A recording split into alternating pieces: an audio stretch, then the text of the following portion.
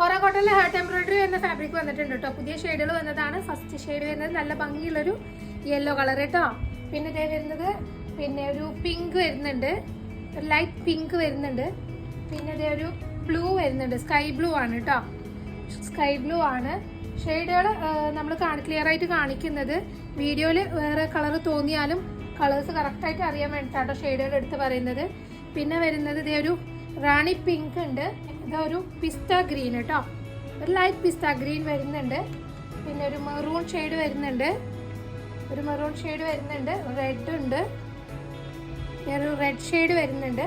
പിന്നെ കോറ കോട്ടണിൽ തന്നെ ഹാർട്ട് എംബ്രോയിഡറിയിൽ ബീഡ്സ് വർക്ക് വരുന്നതുണ്ട് കേട്ടോ.